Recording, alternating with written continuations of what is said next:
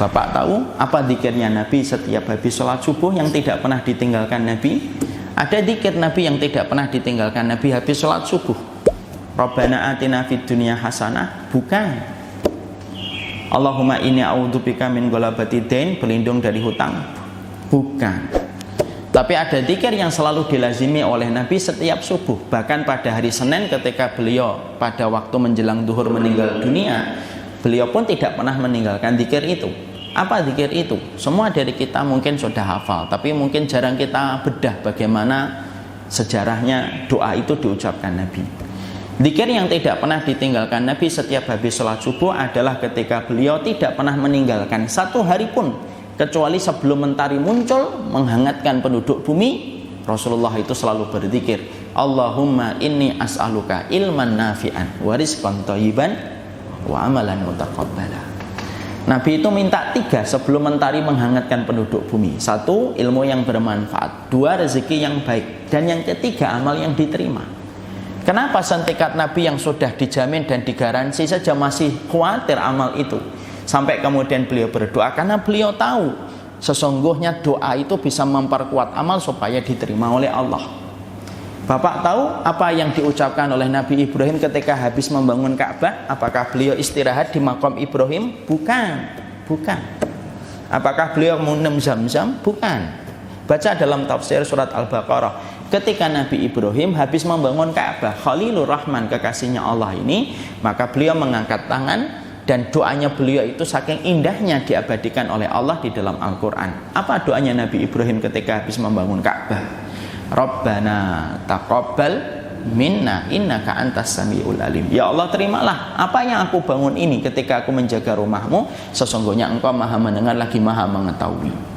Kalaulah Khalilur Rahman dan Muhammad sallallahu alaihi wasallam manusia paling mulia di muka bumi, ternyata mereka pun sampai membuat proposal doa dalam tanda kutip supaya amal mereka diterima, tidaklah doa itu keluar dan membasahi lisan mereka kecuali 1, karena mereka tahu amal yang membuka pintu langit itu tidak banyak.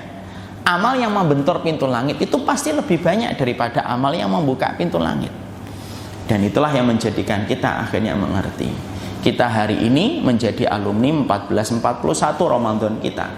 Dan tentunya kita harus mengerti, Ramadan walaupun telah kita lalui, tidak ada jaminan dan tidak ada garansi amal itu dapat diterima oleh Allah sampai betul-betul kita memiliki tanda-tanda khusus yang menjadikan kita bisa mengerti apakah amal itu diterima oleh Allah ataukah tidak.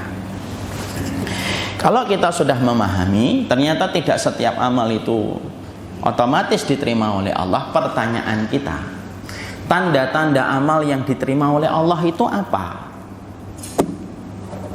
Karena kita ingin tahu untuk mengevaluasi diri. Nanti kita cek masing-masing itu pada diri kita. Maaf ya, jangan dipakai untuk ngecek orang lain. Saya tadi pagi subuh belajar, kelihatannya amalan antum itu tertolak semuanya. Tidak usah gitu. Mengevaluasi diri kita lebih baik.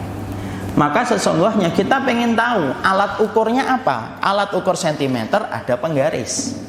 Alat ukur meter kemudian ada meteran yang kita pakai di tukang. Alat untuk mengukur suhu badan kita, kalau tadi kita diperiksa, maka itu ada termometernya. Maka alat untuk mengukur amal kita ini apa? Pastinya bukan termometer, pastinya bukan penggaris, pastinya bukan meteran. Apa? Maka Imam Ibnu Rajab melanjutkan kembali setelah beliau menjelaskan amal yang paling berat itu menjadikan amal kita diterima. Selanjutnya Imam Ibnu Rajab lalu menyampaikan, orang yang apabila amalnya diterima, kalau dia ingin mengevaluasi dirinya, ingin mengetahui dirinya, maka setidaknya ada 4 perkara yang akan kelihatan dan akan nampak pada setiap orang yang amalnya itu diterima. Dan ini bisa untuk kita ukur, layaknya termometer ketika mengukur suhu badan manusia. Apa 4 perkara itu? Maka Imam Ibnu Rajab Al-Hambali berkata, yang pertama, jazaul hasanati al-hasanatu ba'daha wa jazaa'u sayyi'ati as-sayyi'atu ba'daha. Maka Imam Ibnu Rajab itu berkata, kalau amal itu diterima oleh Allah, amal itu dicatat oleh malaikat raqib, dilaporkan pada hari Senin dan Kamis oleh malaikat raqib, lalu terbang membuka pintu langit, diterima oleh Allah. Kalau amal itu diterima oleh Allah, maka rewardnya dan penghargaan dari Allah, apresiasinya bukan dikasih harta, bukan, karena harta tidak ada hubungannya dengan amal. Banyak orang yang kufur kepada Allah, hartanya banyak. Lalu apa reward yang Allah berikan? Kalau amal itu naik ke langit, sudah menjadi kunci untuk membuka pintu langit dan menjadi timbangan di sisinya Allah, maka Allah memberikan balasan. Balasannya apa? Imam Ibnu Rajab berkata, al-hasanatu ba'daha, diberikan kebaikan dan ketaatan setelah ketaatan yang pertama diterima oleh Allah. Masuk gitu? Iya. Mana dalilnya, Ustaz? Dalilnya dalam surat Al-Lail yang kita sering baca. Fa'amma man a'ta wattaqa wa saddaqa bil husna fasanuyassiruhu lil yusra.